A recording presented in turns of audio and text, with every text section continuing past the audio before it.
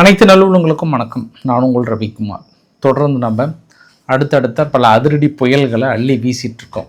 உலக தகவல்களை சொல்கிறேன். நான் பெரிய சம்பவம் என்னென்னா, அந்த 14 அக்ரிமெண்ட் வெளியே வந்ததுக்கப்புறம் லெபனான் மீது இஸ்ரேல் கடுமையான தாக்குதலை நிகழ்த்தியது. காரணம், லெபனான் நடத்திய தாக்குதலில் இஸ்ரேலினுடைய 4 வீரர்கள் இறந்து போகிறாங்க, கொல்லப்படுறாங்க. அதனால் இவங்க என்ன பண்ணுறாங்க, பதிலுக்கு மிக கடுமையான தாக்குதலை முன்னெடுத்தாங்க. இந்த சம்பவத்துக்கு அப்புறம் நடந்த அதிரடி திருப்பங்கள் எல்லாமே தலைகீழாக மாறிடுச்சு. நேற்று நம்ம இரவு சொன்ன செய்திக்கும் இப்போ நம்ம பார்க்குற செய்திக்கும், ரவிக்குமார் ஆர்கே சேனலில் நீங்கள் பார்த்தீங்கல்ல, அந்த செய்திக்குமே நிறைய மாற்றங்கள் தென்படுகிறது. என்ன நிகழ்ந்தது? அமைதி பேச்சுவார்த்தையில் ஏன் குழப்பம் ஏற்பட்டது? மறுபடியும் ஹிஸ்புல்லாவிடம் அமைதி பேச்சுவார்த்தை நிகழ்ந்து விட்டதாக கூறுகிறார்களே, ஆனால் இஸ்ரேல் தரப்பில் மாறுபட்ட தகவல்கள் தென்படுகிறது. ஒட்டுமொத்தமாக வெளியேறிட்டு நாங்கள் அணுவாயத்தை தயாரிக்க போகிறோம், போங்கப்பா அப்படின்னு ஈரான் ஒரு பக்கம் கோச்சிட்டு கழுத்து சுழுக்கிற அளவுக்கு அந்த பக்கம் திருப்பிட்டு கிளம்பி இருக்காங்களே. அது இல்லாமல் ரஷ்யா உக்ரைன் மீது தாக்கல் நடத்துவதற்கு ஆயத்தமாக இருக்கிறாங்கன்ற தகவல் வெளியே வந்த உடனே உக்ரைன் மறுபடியும் 2வது தடவையாக மாஸ்கோ பற்றி எரிஞ்சிட்ருக்கு. மாஸ்கோ மீது மிக கடுமையான தாக்கலை நிகழ்த்தப்படுறது மட்டும் இல்லாமல் கிரீமியாவை முழுமையாக கட் பண்ணிட்டாங்க. இந்த ரணகளத்துக்கு மத்தியில் மற்றொரு நாடு, 2 முக்கிய நாடுகள் மிகப்பெரிய தாக்கலை நிகழ்த்தியிருக்கிறது. இந்த மாதிரி ஒரே சமயத்தில் எல்லாமே அவங்கவுங்க ஒரு பக்கம் அதிரி புதிரியான சம்பவங்கள் நடத்திட்டே தான் இருக்காங்க. அனைத்தும் ஒருங்கிணைந்த ஒரு சூப்பரான அப்டேட்டை பார்த்துடலாம் இன்னைக்கு. ஸோ வீடியோ பார்த்துக்கு முன்பு நீங்கள் நம்ம சேனலை சப்ஸ்கிரைப் பண்ணலாம், சப்ஸ்கிரைப் பண்ணிட்டு வாங்க. மறக்காம பெல் பட்டன் கிளிக் பண்ணி ஆல் ஆப்ஷன்ஸ் கொடுங்க. வீடியோ கொடுக்கலாம்.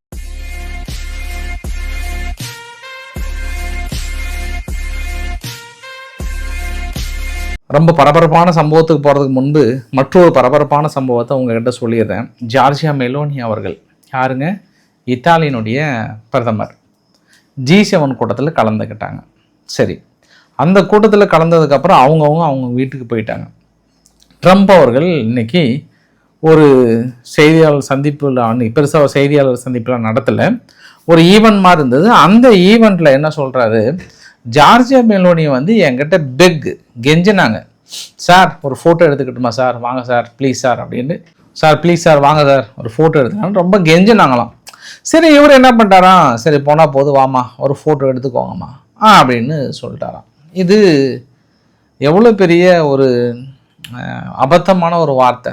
ஒரு நாட்டோட பிரதமர் ஏதோ இவங்க கிட்ட போயிட்டு, இந்த இப்படி ஏதோ போகும்போது ஒரு சில செலிப்ரிட்டி கிட்டலாம் போயிட்டு கேட்பாங்கல்ல, சார் ப்ளீஸ் சார் ஒரே ஒரு ஃபோட்டோ சார், வாங்க சார், வாங்க சார்னு கெஞ்சுவாங்கல்ல, அந்த ரேஞ்சுக்கு நீங்கள் பில்டப் பண்ணி சொன்னீங்க அப்படின்னா அது எங்கே போய் முடியும்? மெலோனி மெலோடி சாக்லேட்டுக்கு இணையாக அவங்க பயங்கரமாக பேசிகிட்டு இருக்காங்க G7. அவங்களும் ட்ரம்ப் அவர்களும் போட்ட அந்த மெலோடி சாக்லேட்னுடைய அந்த பதிவு எவ்வளோ லைக் சொன்னாங்க, அவ்வளோ லைக் பயங்கர ஃபேமஸ் ஆயிடுச்சு சார்ன்ற மாதிரிலாம் பேசியிருந்தாங்க. அப்படி ஒரு மேடம் நீங்கள் என்ன பண்ணிட்டீங்க, கெஞ்சினாங்க அப்படின்னு சொன்ன உடனே அவங்க கொதிச்சு எரிஞ்சிட்டாங்க. நாங்கள் யாருக்கிட்டேயும் கெஞ்சணும்னு எங்களுக்கு அவசியம் கிடையாது, ட்ரம்ப்போட கருத்துக்கள் முற்றிலும் பொய், அவர் ஒரு பொய்யர் அப்படின்ட்டாங்க. இதை கேட்டு நான் அதிர்ச்சி அடைந்தேன். நான் யாரிடம் கெஞ்சுவதில்லை, இத்தாலியோ அல்லது என்னையோ யாரும் கெஞ்ச வைக்கவும் முடியாது அப்படின்னு சொல்லிட்டு, இந்த மாதிரி வெஸ்ட் பீப்புள் பிரித்து பார்க்கறது, ஐரோப்பா மக்களே வேறு விதமாக எண்ணங்களில் பார்க்கறது எல்லாமே உடனடியாக நிறுத்தப்பட வேண்டும். அதாவது ஒரு டெமோக்ராட்டிக்காக பொதுவாக ஒரு மக்கள் தேர்ந்தெடுக்கப்படுகிற ஒரு தலைவரை, ஐரோப்பாவுடைய ஒரு க்ளோஸ் அலையில் இருக்கக்கூடிய ஒரு நாடை அமெரிக்காவோட பிரசிடென்ட் அவமானப்படுத்தி விட்டார் அப்படின்ற ஒரு வார்த்தையை சொல்கிறாங்க.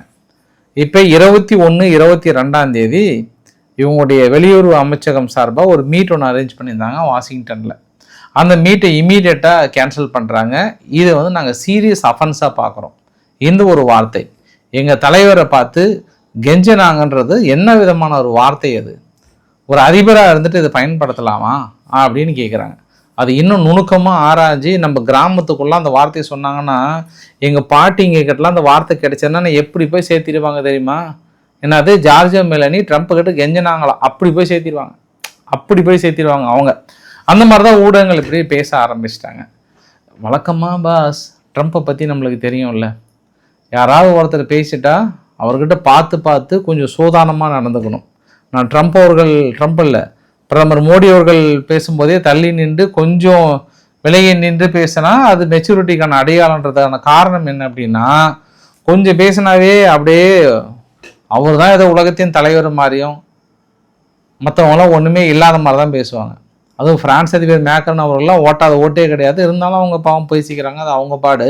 இது ஒரு பெரிய விஸ்வரூபமாக எடுத்திருக்கிறது. எனக்கு தெரியாது, ஐரோப்பா நாடுகள் ரெஃப்ளெக்ட் கொடுக்கணும்னு இருக்கிறாங்க. என்ன பேச போகிறாங்கன்னு தெரியல. ட்ரம்ப் தரப்புலேயே ஓடி வந்து ஏதாவது பதில் சொல்ல போகிறாங்களா இல்லை கண்டுக்காமட்டுறாங்களான்னு தெரியல. இது சம்பவம் நம்பர் 1. சம்பவம் நம்பர் 2, பாகிஸ்தானுடைய எல்லை பகுதிக்குள்ளார ISIS பயங்கரவாத முகாம்களை குறிவைத்து ஆப்கானிஸ்தானுடைய இராணுவம் ட்ரோன் தாக்குதல் நேற்று இரவு விடிய நடத்தியிருக்காங்க. கைபர் பக்துல்லா பகுதியிலும் பலுச்சிஸ்தான் மாகாணத்திலையும் இரவோடு இரவாக தாக்கல் நடத்தி தீவிரவாதிகளை வேரோடு அழிப்பது தான் எங்களுடைய மிகப்பெரிய ஒரு நோக்கம். அது யாராக இருந்தாலும் சரி, எந்த இடத்தில் இருந்தாலும் சரி, தீவிரவாதிகளை அழிப்பது தான் என் நோக்கம்னு ஆப்கானிஸ்தான் சொல்கிறாங்க. கொஞ்ச நாளைக்கு முன்பு பாகிஸ்தான் என்ன சொன்னாங்கன்னா, ஆப்கானிஸ்தானுக்குள்ள தாக்கல் நடத்தி விட்டு தீவிரவாதிகளை அழித்து விட்டோம்னாங்க. ஆனால் ஆப்கானிஸ்தான் என்ன சொன்னாங்கன்னா, அப்பாவி குழந்தைகள் உறங்கி கொண்டு இருக்கும்போது தாக்கல் நடத்திவிட்டு தீவிரவாத தாக்குதல் என்று கேடுகட்ட குற்றச்சாட்டை சொல்கிறது இந்த பாகிஸ்தான் அப்படின்ற ஒரு கடுமையான விமர்சனத்தை வைத்தாங்க. அப்புறம் அணுகுண்டு பாய்ஸும் செல்ஃபி பாய்ஸும் எல்லை பகுதியில் சும்மா லைட்டாக விளையாடிக்கிட்டு இருந்தாங்க. பட் இன்னைக்கு என்ன பண்ணிட்டாங்க, செல்ஃபி பாய் அடிச்சிட்டாங்க. நவீன ட்ரோன் தாக்குதல் மூலயமா அடிச்சிருக்கோம், இனி வேட்டை தொடருன்றாங்க. நீங்கள் இப்போ ஆப்கானிஸ்தான் நீங்கள் முழுமையாக தீவிரவாதத்தை அழிக்கணும் அப்படின்னா நீங்கள் தாக்கல் நடத்த வேண்டியது எல்லை பகுதியில் இல்லை, அங்கே பாகிஸ்தான் நாடாளுமன்றமும் அவங்க மெயின் ஆஃபீஸ் இருக்குது பாருங்கள், ஷபாக் ஷெரீஃபெல்லாம் இருக்கிறாரு பாருங்கள், அந்த ஏரியாவில் அடிச்சிங்கன்னா கொஞ்சம் சீக்கிரமாக தீவிரவாதிகள் அழிச்ச மாதிரி இருக்கும், பாகிஸ்தானுக்கும் சுதந்திரம் கிடைச்ச மாதிரி இருக்கும். இந்த தாக்குதல் கொஞ்சம் தான் உங்களுக்கு குறையும் இல்லையா? ஏன்னா அந்த அளவுக்கு பாகிஸ்தான் ஆப்கானிஸ்தான் பிரச்சனையில் பெரிய அளவுக்கு வெடிப்பதற்கு வாய்ப்புகள் இருக்குது. இது சம்பவம் நம்பர் 2. இப்போ தான் நம்ம மெயின் டார்கெட்டுக்கு போகிறோம். ஹெஸ்புல்லா ஒரு வீடியோ பதிவு வெளியிடுறாங்க. அந்த வீடியோ பதிவில் நீங்கள் லெபனானுக்குள்ளே இருக்கிற இராணுவத்தை எல்லாம் துரத்துறது தான் எங்களை மொதல் வேலை, இனி உங்களோட உயிர்கள் மிஞ்சாது, உங்களை தேடி அடிப்போம், உங்களை வைப்ரேட் அவுட் பண்ண போகிறோம், நீங்கள் ஏன்டா உள்ள நுழைஞ்சோன்னு நீங்கள் வாழ்நாள் முழுக்க ஃபீல் பண்ண போகிறீங்க, உங்களை துரத்துறது தான் எங்களோட முதன்மையான நோக்கம்னு தாக்குதலுக்கான வீடியோ பதிவு. இன்னைக்கு அதிகாலை நடத்தப்பட்ட தாக்குதலில் 4 இஸ்ரேல் வீரர்கள் கொல்லப்படுகிறார்கள், கிட்டத்தட்ட இறந்துட்டாங்க. இறந்ததுக்கப்புறம் இஸ்ரேல் என்ன பண்ணாங்க, டென்ஷன் ஆகிட்டாங்க. இன்னைக்கு டென்ஷன் ஆகிட்டு என்ன பண்ணுறாங்க, இஸ்ரேல் அடின்னு அடித்தாங்க. 150 இடத்துல அடிச்சிருக்காங்க.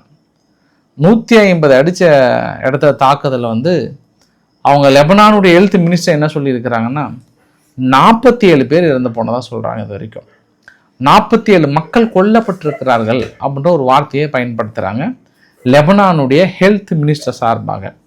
இஸ்ரேலுடைய டிஃபென்ஸ் மினிஸ்டர் கேட்ஸ் அவர்கள் என்ன சொல்லிட்டாருன்னா, இனி இந்த சதர்ன் லெபனான் பகுதியில் நாங்கள் பிடிக்கப்பட்ட கிராமங்கள் வீடுகள் எல்லாமே முழுமையாக தகர்த்தெறியப்படும், இனி ரெசிடென்ட்ஸ் திரும்பி வருவதற்கான வாய்ப்புகளே இல்லை.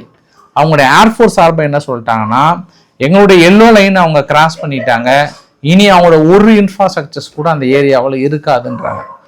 அவங்களுடைய பென்கிவீர் என்ன சொல்லிட்டாருன்னா, எங்கள் மக்களோட இஸ்ரேல் அம்மாக்களோட கண்ணீர் வடித்தால், ஒரு தாக்குதலில் இருந்து தாக்குதல் நடத்தப்பட்ட மக்களுக்காக எங்கள் அம்மாக்களோ எங்கள் பெண்களோ கண்ணீர் வடித்தால், அங்கே ஆயிரக்கணக்கான பெண்களும் ஆயிரக்கணக்கான லெபனான் மக்களும் பற்றி எறிவார்கள், லெபனானே ஒன்றும் இல்லாமல் பண்ணிடுவோம்.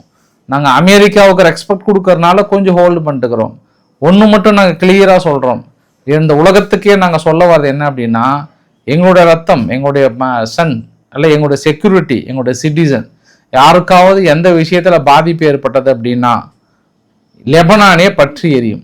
அது யாராக இருந்தாலும் சரி, எங்கள் சிவிலியன்ஸை காப்பதற்காக, எங்கள் சோல்ஜர்ஸை காப்பாற்றுவதற்காக நாங்கள் எந்த வகையிலும் நாங்கள் தாக்கல் நடத்த தயங்க மாட்டோம் அப்படின்னு ஒரு ட்வீட்டை போகிறாரு.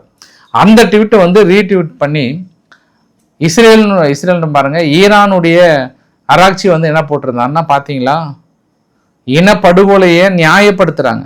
லெபனான் மீது தாக்கல் நடத்தி ஒரு நாட்டோட ஒரு அமைச்சர், இஸ்ரேலினுடைய செக்யூரிட்டி மினிஸ்டர் ஒரு இனத்தையே அழிக்கிறேன்னு சொல்றாரு, பற்றி கொளுத்திடும்னு சொல்றாரு. இது அவர் பயன்படுத்துகிற வார்த்தையா லுனாட்டிக் வார்த்தை என்ற மாதிரிலாம் கடுமையான விமர்சனத்தை முன் வைக்கிறாங்க. அப்போ இந்த மோதல்கள் எங்கே வந்து நீங்கள் நிற்கும்னு நினைக்கிறீங்க? நீங்கள் முடிஞ்சு போச்சு. காலையிலே பார்த்தோம், கிட்டத்தட்ட எல்லாமே முடிஞ்சு போச்சு. ஈரான் என்ன சொல்கிறாங்கன்னா, நாங்கள் கண்டிப்பாக நாங்கள் பதில் தாக்குதல் அடித்தே தீருவோம் இதற்கு அப்படின்ட்டு ஒரு முடிவு எடுத்து உடனே அனௌன்ஸ் பண்ணுறாங்க. இந்த அனௌன்ஸ்மெண்ட்டுக்கு மத்தியில் உடனே கத்தார் என்ன பண்ணுறாங்க, அங்கே போய் வெயிட் பண்ணிகிட்டு இருக்காங்க. எங்கே சுவிட்சர்லாந்தில் போயிட்டு வெயிட் பண்ணிகிட்டு இருக்காங்க. அதுக்கான பதிவுகள் கூட போட்டிருந்தாங்க. வெயிட் பண்ணிவிட்டு என்னப்பா அமெரிக்காவும் வரல, இவங்களும் வரல, ஆனால் கத்தார் ரொம்ப இன்ட்ரெஸ்டாக இருக்கிறாங்க, ஆர்வமாக இருக்காங்க, ரொம்ப ஆர்வமாக இருக்கிறாங்க, சீக்கிரம் முடிக்கணும்னு நினைக்கிறாங்க. அங்கேருந்து கத்தார் இஸ்ரேலுக்கு ஃபோன் பண்ணி, என்னப்பா இப்படி பண்ணுறீங்க, ஏன்ப்பா இப்படி பண்ணுறீங்க, நிறுத்துங்கப்பா அப்படின்னு சொல்லிட்டு அமெரிக்கா இன்டர்ஃபரன்ஸ் உள்ளே வந்து பெரிய அளவுக்கு இந்த போரை நிறுத்தியதான் மறுபடியும் டிவி சேனலில் நான் பார்த்தேன். நான் ஏப்பா உங்களுக்கு இது மாதிரி எப்படிப்பா எழுதுறீங்க அப்படின்னு நினச்சேன் நான். இவங்க ஹிஸ்புல்லாவும் இஸ்ரேலும் போர் நிறுத்தத்தை ஒத்துக்கிட்டாங்கன்னு சொல்கிறாங்க. ஆனால் அதுக்கப்புறம் ஜஸ்ட் நான் இந்த வீடியோ பதிவு எடுக்கும்போது நான் கரெக்டாக 9:35 எனக்கு கொஞ்சம் டிலேவாக தான் வரும். அவங்க நியாம் கோஷம் அவர்கள் என்ன லைவில் பேட்டியில் என்ன கொடுக்குறாரு அப்படின்னா, இனி அமைதி என்பதே கிடையாது, என்னைக்கு லெபனான் போயிட்டு அரசாங்கம் இஸ்ரேல்கிட்ட பேச்சுவார்த்தை நடத்தினாலும் அன்றைக்கே ஃபெயிலர் தான், இனி நாங்களாம் விட்டு கொடுக்க மாட்டோம். யார் சொன்னது? அவங்க முழுமையாக வெளியேறலைன்னா நாங்கள் தாக்கலாம் நிறுத்த மாட்டேன்ட்டாங்க. இஸ்ரேல் என்ன சொல்கிறாங்கன்னா, யார் என்ன சொன்னாலும் சரி, எனக்கு அமெரிக்காவே சொன்னால் கூட சரி, எங்களுடைய நிலைப்பாட்டில் எங்களுடைய தற்காப்புக்காக எங்களுடைய பாதுகாப்புக்காக நாங்கள் எங்கள் இடத்தை விட்டு வெளியேற மாட்டோம், எங்கள் இடத்தை சாரி அந்த பிடிக்கப்பட்ட இடங்களை விட்டு நாங்கள் வெளியேற மாட்டோம் அப்படின்ற ஒரு வார்த்தையை தெளிவாக சொல்லிட்டாங்க. அப்போ ஈரான் என்ன சொல்லிட்டாங்கன்னா, சரி ஓகே, இவ்வளோ ஆனதுக்கப்புறம் அந்த ஸ்ட்ரெயிட் ஆஃப் ஹார்முஸ் பகுதியை இம்மீடியட்டாக க்ளோஸ் பண்ணுறேன்ட்டாங்க. இம்மீடியட் எந்த ஒரு கப்பலாக இருந்தாலும் ஒரு 48 மணி நேரத்துக்கு முன்னாடி பீரியட் பர்மிஷன் வாங்குங்க, உங்களுக்கு 60 நாள் வரைக்கும் தான் உங்களுக்கு டோல் கிடையாது, அதுக்கப்புறம் வந்து நாங்கள் வேறு விதமாக வந்து வாங்க போகிறோம் அப்படின்ற ஒரு அனௌன்ஸ்மெண்ட் வந்து கொடுக்குறாங்க. இன்னொரு அனௌன்ஸ்மெண்ட் என்ன கொடுக்குறாங்கன்னா, இதுக்கப்புறம் நாங்கள் வந்து அணு ஆயுதம் தயாரிக்க ஸ்டார்ட் பண்ண போகிறோம், அவ்வளோதான். ஏன்னா அந்த பேச்சுவார்த்தை என்ன ஆக போதோ தெரியல, ஏன்னா கேன்சல் ஆகிடுச்சு, ஈரான் தரப்புலேயே வரலன்ட்டாங்க, சுத்தமாக நாங்களாம் வரமாட்டோம் அவ்வளோதான் அப்படின்ட்டாங்க. அதுக்கப்புறம் அமெரிக்கா ஓடி போய் ஈரான்கிட்ட, ஏன் இஸ்ரேல்கிட்ட என்ன உன் பிரச்சனை, நம்ம தான் பேச்சுவார்த்தை படிச்சிட்ருக்கோன்னு எதை கேட்டிருப்பாங்க போல். அதுக்கப்புறம் வார்த்தை மோதல்கள் அதிகமாகிடுச்சு. இப்போ வரும்போது கூட அமெரிக்கா தரப்பில் என்ன சொல்கிறாங்கன்னா, அமெரிக்கா இல்லைன்னா இன்றைக்கி வரைபடத்தில் இஸ்ரேல் இல்லாமல் வந்திருக்கும்.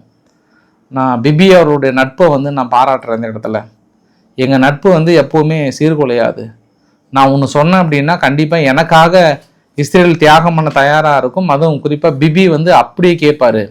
அந்த நம்பிக்கையின் அடிப்படையில் சொல்கிறேன், இஸ்ரேல் கீப் சைலண்ட், இதுக்கு மேலே என்ன சொல்கிறது வார்த்தைகள் இல்லை, அமைதியாக இருங்க, வேறு எதுவும் சொல்வதற்கு இல்லை அப்படின்ற வார்த்தையும் சொல்கிறார்.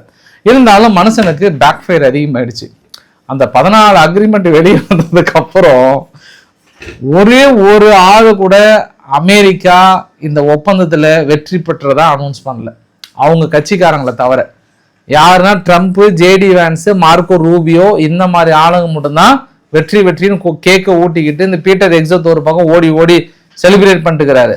மீதி இது வரைக்கும் நான் எந்த பத்திரிகைகளுமே, உலகத்தில் இருக்கக்கூடிய அத்துணை பத்திரிகைகளுமே வந்து அமெரிக்கா மண்டியிட்டது அமெரிக்கா அப்படின்னு தான் போட்டிருக்காங்க, சரணடைந்து கெஞ்சியது அமெரிக்கா அப்படின்னு தான் வந்து போட்டிருக்காங்க. இதையெல்லாம் பார்த்த ட்ரம்ப் என்ன பண்ணிட்டாரு, 2 பதிவை எக்ஸ்ட்ரா போடுறாரு. இந்த வார் வந்து ஈரான் தோற்கடிக்கப்பட்டிருக்கிறது, முழுமையா சரணடைஞ்சிட்டாங்க. அவங்க கிட்ட ஏர்ஃபோர்ஸ் கிடையாது, நேவி கிடையாது, ஆன்டி ஏர்கிராஃப்ட் எக்யூப்மெண்ட் கிடையாது, ரேடார் கிடையாது, எதுவுமே கிடையாது. ஆனால் டெமோக்ராட்டிக் ஓடி வந்து ஈரான் தான் பெட்டரா இருக்கிறாங்க, இதுக்கு முன்னாடி இருந்த மாசத்தை விட இப்போ பெட்டரா இருக்கிறாங்க அப்படின்னா என்ன ஒரு வார்த்தை, ஸ்டாப் திஸ் ஸ்டூபிட் பீப்புள் அப்படின்னு சொல்லிட்டு ஈவன் அவங்க ப்ரோ இஸ்ரேல் மக்கள் கூட சொல்றாங்களாம், இதை நான் கஷ்டப்பட்டு ஈரானை ஒண்ணுமே இல்லாம சரணடைய வைத்தா இப்படி சொல்றீங்களா, டிஸ்ரெஸ்பெக்ட் பண்ணியிருக்காங்க இஸ்ரேல். அது ஈரான் வந்து எங்களுடைய இந்த மீட்டை வந்து டிஸ்ரெஸ்பெக்ட் பண்ணிட்டாங்க, அதனால நாங்க ஃபினிஷ் பண்றோம், அந்த 60 நாள்ல வந்து வெளியேறணும், இதுக்கப்புறம் அவங்களுக்கு ஒரு 10 பைசாவும் கிடையாது, சிங்கிள் ரூபா கூட கிடையாதுன்றாங்க. இந்த பேச்சுவார்த்தைக்கு இதுக்கப்புறம் நாங்கள் வரவும் மாட்டோம், எப்படியோ போங்க, எக்கெடுக்கிட்ட போங்கன்ற ரேஞ்சுக்கு மனுஷன் வந்துட்டார். ஆள் என்ன போடுறாருன்னே தெரியல, அவருக்கே வந்து வெறி வந்துருச்சு. கடைசியில் என்ன சொல்றாரு, 10 பைசா கூட நான் ரிலீஸ் பண்ண மாட்டேன் அப்படின்றாரு. ஆனால் நீங்கள் அக்ரிமெண்ட்லேயே நீங்கள் போட்டிருந்தா கூட சரிங்க, எனக்கு அமெரிக்கா 350 பில்லியன் கொடுக்குறேன்னு சொல்லிட்டு ஈரான் நம்பி இருந்தாங்கன்னா அது அவங்களோட அதீத நம்பிக்கை. இது இந்த மாதிரி அமெரிக்கா வந்து எந்த நாடுகிட்ட கொடுத்தாங்க தெரியல. ஏன்னா அவங்க வந்து பறக்கிற கொசுவை கொழுப்புல விற்கிற ஆளுங்க. அவங்க போயிட்டு 350 பில்லியன் கொடுப்பாங்க நம்பினாங்கன்னா அது அவங்கவுங்க பாடு, அது அவங்க வெற்றின்னு கூட எடுத்துக்கலாம். ஏன்னா நான் இந்த இடத்துல கருத்து சொல்ல விரும்பல. ஏன்னா அது நம்ம காலங்காலமாக பார்த்த டைலாக் தான். பார்க்கலாம், நம்ம அங்கே இருக்கக்கூடிய பேச்சுவார்த்தையில் கொஞ்சம் கொஞ்சமாக அப்படியே அந்த மங்கி போச்சு. அப்படியே மங்கி போனதுக்கப்புறம் வந்து ஒரே ஒரு வார்த்தை மட்டும் லிண்ட்சே கிரஹாம் வந்து சொல்கிறாரு. என்ன சொல்கிறாருன்னா, நான் வந்து பிரசிடென்ட் ட்ரம்ப்போட வார்த்தையை வந்து கம்ப்ளீட்டாக அக்ரி பண்ணுறேன். அவர் வந்து மற்றொரு அக்டோபர் 7ஆம் தேதி நடக்காத வண்ணம் தீவிரவாதிகளுக்கு ஸ்பான்சர் பண்ணுற இந்த இஸ்ரேலில் ஈரானை வந்து டோட்டலாகவே வந்து மேசிவாக வந்து டீக்ரேட் ஒழிக்கணும்னு நினைக்கிறாரு. அதனால் அவர் வந்து ரொம்ப ஸ்ட்ராங்காக ஆஃபோர்ஸ் பண்ணி அவங்கள மண்டியிட வச்சு அவங்க வந்து ஒன்றும் இல்லாமல் பண்ணியிருக்கிறாரு. அதனால் கண்டிப்பாக அவர் வந்து ஈரானை ஒழிச்சிடுவாருன்ற மாதிரிலாம் வந்து ட்விட்டை போட்டு தள்ளி இருக்கிறாரு. ஒரே ஒரு வார்த்தை தான் நம்ம ஒட்டுமொத்தமாக முடிக்கணும் அப்படின்னா, இந்த விவகாரத்தை பொறுத்த வரைக்கும் இஸ்ரேல் முழுமையாக பிடிக்கல அவங்களுக்கு. இந்த அக்ரிமெண்ட்டில் நீ அங்கே சைன் பண்ணிக்கோ, லெபனானை இன்க்ளூட் பண்ணாதன்னு கேட்குறாங்க. லெபனானுக்கு இதுக்கும் சம்மந்தம் கிடையாது, ஹிஸ்புல்லாவுக்கு இதுக்கு சம்மந்தம் கிடையாதுன்றாங்க. அவங்க கொண்டு வராங்க. ஜேடி வேன்ஸ் கூப்பிட்டு வந்து அவர் காலையில் ஆர்கே சேனல்லே பார்த்தோம்ல, இஸ்ரேல் நீங்கள் உங்கள் இடத்துல நானாக இருந்தால் ஒரு நல்ல நட்பை இழக்க மாட்டோம், ஆனால் நீங்கள் ட்ரம்ப் போன்ற மனிதனை இழக்க விரும்புகிறீங்கன்னு உங்களுக்கு சரியில்லைன்றாங்க. ஆனால் இந்த நிமிஷம் வரைக்குமே இஸ்ரேல் வந்து ஒரு முடிவு எடுத்துட்டாங்க. அமெரிக்கா இல்லைனாலும் நம்ம தனித்து போராடலாம் அப்படின்ற ஒரு முடிவுக்கு வந்துட்டாங்க இஸ்ரேல். ஏன்னா இப்போ ட்ரம்ப்போட கோரிக்கைப்படி ஒத்துக்கிட்டாங்க அப்படின்னாங்கன்னா அது நெதன்யாகு அவர்கள் வந்து அடுத்து சிறைக்கு தான் போவார். ஏன்னா அவர் மீது ஏற்கனவே லஞ்ச ஊழல் வழக்கெல்லாம் இருக்கும்னு, அது ஆட்டோமேட்டிக்காக அவர் தோற்றுருவார். அப்புறம் கையில் எடுத்துருவாங்க. அவர் வந்து வாழ்வாசாவா போராட்டத்தில் இருக்கிறாரு. அதனால் அவர் இந்த அக்ரிமெண்ட்டை அவருக்கு மிகப்பெரிய ஒரு நெகட்டிவாக பார்க்குறாரு. இஸ்ரேலை சமாதானப்படுத்தாமல் அமெரிக்கா ஈரானுடைய ஒப்பந்தத்தில் வெற்றி பெறவே பெறாது. நீ எங்கனாலும் போகலாம், எப்படினாலும் பண்ணிக்கலாம், ஆனால் இஸ்ரேல் விடவே மாட்டாங்க. அவங்கள நீங்கள் திருப்திப்படுத்தாமல் இந்த அக்ரிமெண்ட் சைன் ஆகாது. ஈரான் வந்து அவங்க என்ன நினைக்கிறாங்கன்னா, அவங்கள திருப்திப்படுத்தாமல் இந்த அக்ரிமெண்ட்டு சைன் ஆகவே ஆகாது. ஏன்னா முஸ்தபா காமனி அவர்கள் காலையிலே சொன்னல ஒரு வார்த்தை என்ன சொல்லிட்டாரு, எங்களோட ப்ராக்சி குரூப்புக்கு நாங்கள் நிதி அளிக்கிறத அவங்க தடை விதிக்கலை, அதனால் நாங்கள் இதை ஏற்றுக்கிறோன்னு சொல்லிட்டாங்க. அதனால் அது பார்க்கலாம். நம்ம காலையில் விடிஞ்சால் ஒரு சில தகவல்லாம் வரும். பட் சனி ஞாயிறுலாம் முடிஞ்சதுக்கப்புறம் திங்கக்கிழமை மார்க்கெட் ஓப்பன் ஆகல, பயங்கரமாக இருக்க போகுது. இந்த ஒரு வாரம் $73 $74 வந்தது. பட் அந்தளவுக்கு ஏறாது, பார்க்கலாம். நம்ம உக்ரைன் கிட்ட போயிடலாம். உக்ரைன் வந்து பெரிய ஒரு தாக்குதல் மாஸ்கோ மீது. இந்த வரைபடத்தை பார்க்குறீங்க இல்லையா, இது எல்லாமே அந்த ட்ரோனோட டைரக்ஷன். ஒன்று வந்து கிரீமியா, இன்னொன்று மாஸ்கோவை நோக்கி தான் பெரும்பாலும் அடிச்சிருக்காங்க. அப்புறம் ஒரு சில துறைமுகங்கள் நோக்கி அடிச்சிருக்காங்க. ரஷ்யா தாக்கல் நடத்துகிற மாதிரி எய்ம் பண்ணதா இஸ்ரேலுக்குள் ஃபுல்லாக சைரன் ஒலிக்குது. இஸ்ரேல் பதற்றம் அடைகிறாங்க. உடனே நம்ம முந்திக்கலாம் அப்படின்னு சொல்லிட்டு மறுபடியும் ஒரு 100க்கும் மேற்பட்ட ட்ரோன் மாஸ்கோவை நோக்கி அனுப்புகிறாங்க. மறுபடியும் பற்றி எரியுது. Black rain, black smoke. மறுபடியும் அந்த ஃபுல்லாக எண்ணெய் கிடங்குகள்லாம் எரிஞ்சால் என்ன ஆகும், ஒரு மாதிரி அமில மழை பொழியும் இல்லையா, அமில மழை பொழிய ஆரம்பிச்சிருச்சு மாஸ்கோ மீது 2வது நாட்களாக கடுமையான தாக்கல் நிகழ்த்துறாங்க. கிட்டத்தட்ட ரஷ்யானுடைய மார்புல உதைச்ச மாதிரி தான் இது. முடிச்சிட்டாங்க, உங்களுடைய ஈகோவை முடிச்சிட்டாங்க. இன்னும் உங்ககிட்ட கண்டிப்பாக இந்த 2 நாளில் பெரிய பதிலடி இருக்கும்னு நினைக்கிறேன் நான். ஆனால் எந்த அளவுக்கு இருக்குன்னு தெரியல. ஆனால் சூழ்நிலை ரஷ்யா அதிகமாக இழந்துட்டாங்க, நிலவே தெரியுது. கிரிமியாவையும் ரஷ்யாவையும் இணைக்கக்கூடிய பிரிட்ஜ், அதுதான் பெரிய அளவுக்கு கொண்டு வர ஃபைனல் பிரிட்ஜ் ஒன்று இருந்தது, அதை அடிச்சிட்டாங்க இன்னைக்கு. அடுத்த ஒரு அடி. அது இல்லாமல் நான் முதல் முறையாக வந்து ரஷ்யாவுடைய சேனல் ரேபாரில் வந்து உக்ரைனை புகழ்ந்து போட்டது தான் ஃபர்ஸ்ட் டைம் நான் பார்க்குறேன். நான் உக்ரைன் வந்து ரொம்ப ரேரஸ்ட்டாக வந்து ஹார்னட் டைப் யூஏஐ வந்து பயன்படுத்துகிறாங்க. அதை வந்து பலூனு மேலே ஹீலியம் பலூன் மாதிரி பறக்க விட்டு அதை ரிமோட் மூலயமா இயக்கி ஒரு குறிப்பிட்ட தொலைவு 1000 தொலைவுக்கு தள்ளி போனதுக்கப்புறம் என்ன பண்ணுறாங்க, அந்த ரிமோட்டை இயக்கி பலூன்லேருந்து ரிலீஸ் ஆகிட்டு போய் தாக்கல் நடத்துகிறாங்களாம். இது வந்து ரேர் டு ரேர் கேசஸ்ன்றாங்க. இந்த மாதிரி நவீன டெக்னாலஜியை வந்து உக்ரைன் மிகப்பெரிய அளவுக்கு பயன்படுத்தியிருக்காங்க. 10 கிலோ வரைக்கும் தூக்கிட்டு போகுமா, 36 மணி நேரம் பறக்குமா தொடர்ந்து, ஹவர்ஸ் 36 மணி நேரம் தொடர்ந்து பறக்குமா. 400லேருந்து 500 kilometre optical flight range. Operation attitude வந்து 20,000 மீட்டர் வரைக்கும் இருக்குன்றாங்க. மேக்ஸிமம் ஃப்ளைட் ரேஞ்ச் வந்து 1000 கிலோமீட்டர். இதனுடைய ப்ரொடக்ஷன் காஸ்ட்டு வெறும் 5லேருந்து 7,500 டாலர் அப்படின்றாங்க அவங்க தரப்புல இருந்து. ஸோ இது வந்து ரஷ்யாவுக்கு மிகப்பெரிய ஒரு தலைவலியாக மாறிடுச்சு. ஏன்னா இப்போ பலூன், ஹீலியன் பலூன் மூலிமா பறக்குறாங்க. இவங்க பலூன் அடித்தா கீழே இருக்கிறதுக்கு விழுந்து வெடிச்சிடும். இது ரெண்டு, அது வந்து இப்படி செங்குத்தாக வருது. இது வந்து அவ்வளோ சீக்கிரம் ரேடார் சிஸ்டத்தில் வந்து கிடைக்காது, பலூன்றதுனால வந்து கிடைக்காது. அதனால் இப்படி ஒரு டாக்டிக்கல் சிஸ்டத்தை ஃபாலோ பண்ணி மாஸ்கோவை அடிச்சிருக்காங்க. ஃபுல்லாக நிறைய இடத்துல மாஸ்கோவை வந்து நிலை குலைஞ்சு போய் நிற்கிறாங்க. இப்போ ரஷ்யா என்ன பண்ணுறதுனே தெரியல. ஏற்கனவே எல்லை பகுதியில் அவங்க அடுத்த கட்ட டெக்னாலஜி கொண்டு வந்துட்டாங்க. அதாவது ஆளே இல்லாமல் 50 கிலோமீட்டர் வரைக்கும் தனது கண்ட்ரோலுக்குள்ள ரோபோட் மூலிமா இயக்கி தாக்கல் நடத்துறதுல கொஞ்சம் ரஷ்யா பின்வாங்கிற மாதிரி சொன்னாங்க. இது எல்லாமே அதனால தான் ஐரோப்பா என்ன சொல்லிட்டாங்கன்னா, இங்கே பாருப்பா, நாங்கள் இதுக்கப்புறம் மீடியேட்டர்லாம் கிடையாது. நாங்கள் ஏன் மீடியேட்டர், நாங்கள் அடித்த அடியில். அது பிரான்ஸ் அதிபர் மேக்ரன் என்ன சொல்கிறாருன்னா, இன்னும் அதிகமான பொருளாதார தடையில் அவங்களே எங்ககிட்ட வருவாங்கன்றாங்க. ஜெர்மனியுடைய போரிஸ் பிஸ்டோரியஸ் யார் டிஃபென்ஸ் மினிஸ்டர் என்ன சொல்கிறாருன்னா, ரஷ்யானுடைய எண்டு டேட் முடிஞ்சு, அவ்வளோதான், அவங்க டெட் எண்டுக்கு போயிட்டாங்க. இனி உக்ரைன் அடிக்கிற அடியில் அவங்க மேக்சிமம் லாஸஸ், அவங்க ட்ரூப் எந்த அளவுக்கு லாஸ் ஆகுமோ அந்த அளவுக்கு லாஸ். ஏன்னா ஜெலன்ஸ்கி வந்து 30,000 பேர் இருந்து போனதாக சொல்றதுனால பெரிய லாஸஸ் அப்படின்ற மாதிரிலாம் வந்து சொல்லியிருக்காங்க. இனி அவங்க வழியே இல்லை, அவங்க எங்கள் வழிக்கு வந்து தான் ஆகணும் அப்படின்னு சொல்கிறாங்க. கொஞ்சம் 2-3 ஒரு வாரமாகவே வந்து உக்ரைனுடைய புராணம் கொஞ்சம் படு பயங்கரமாக இருக்குது. எல்லாம் உரசல்லாம் வாண்டலையும் தீப்பொறி திரும்பதோட தங்கச்சி ஒரே சிரிப்பு மலையில் இருக்கிறாங்க. அவ்வளோதான், நம்ம காப்பாற்றிட்டோம், உக்ரைனை வந்து காப்பாற்றிட்டோம், ஆல்மோஸ்ட் நம்ம வெற்றியை நோக்கி போயிட்டு இருக்கோம், அதனால ஒரு நல்ல ஒரு தீர்வு கிடைச்சிருச்சுன்ற மாதிரி தான் ஒரு சிரிப்பில் இருக்கிறாங்க. நம்ம ஃப்ரைட் ரைஸ் யாருங்க ஜெர்மனி ஃப்ரைட் ரைஸ் என்ன சொல்லியிருக்கிறாருன்னா, ஆல்மோஸ்ட் சித்தம் பாசிட்டிவாக இருக்குது, இப்போதைக்கு உக்ரைன் ஐரோப்பாவுக்குள்ளே சேர்த்த வேண்டாம், முடியட்டும் நம்ம சேர்த்திக்கலாம்ன்ற மாதிரி வந்து சொல்லியிருக்காங்க. இந்த வீடியோட நிறைவு பகுதியில் 2 விஷயத்தை பற்றி பேசணும் நான். ஒன்று வீடியோ பதிவு என்னன்னா, ட்ரம்ப்போட அந்த வெள்ளை மாளிகைக்கு முன்பு வந்து ஒரு பெரிய ஒரு குளம் மாதிரி ஒன்று ரெடி பண்ணாங்க. அதாவது அந்த ரிஃப்ளெக்ட் வர மாதிரி. அதுக்கு 14 மில்லியன் செலவு பண்ணார். 14 மில்லியன் செலவு பண்ணார். கீழே பெயிண்ட் அடித்து தண்ணி ஊற்றி விட்டதுனால அந்த ப்ளூ கலர் பெயிண்ட் அடித்தா ரிஃப்ளெக்ட் ஆகுன்னு சொல்லிட்டு வச்சாங்க. கடைசியில் என்ன ஆச்சுன்னா, அந்த ப்ளூ கலர் பெயிண்டில் பேத்து வந்து பச்சை கலராக மாறிடுச்சு, எல்லாம் ஒரு மாதிரி பாசை பிடிச்ச மாதிரி ஆயிடுச்சு. ஏன் இதுக்கா 14 மில்லியன் செலவு, ஊரை ஏமாத்திட்டியா உலகை ஏமாத்திட்டியான்ற மாதிரி ஒரு பெரிய அவர் மீது வந்து குற்றச்சாட்டை சுமத்தியிருக்காங்க. அதுக்கான பதிவுகள் அந்த பெயிண்ட் எல்லாம் பேர்ந்து வர்றது ஒன்று. இன்னொன்று பார்த்தோன்னா டெலகிராம் வந்து அமைதியாக இருந்திருந்தாங்கன்னா மத்திய அரசு 7 நாள் தடைக்கு அப்புறம் ரிலீஸ் பண்ணுற ஐடியாவில் தான் இருந்தாங்க. இவங்க ஃபுல்லாக அடுத்தடுத்து குற்றச்சாட்டை சுமத்தின உடனே இன்னைக்கு டெலகிராம் கேஸ் போட்டாங்க.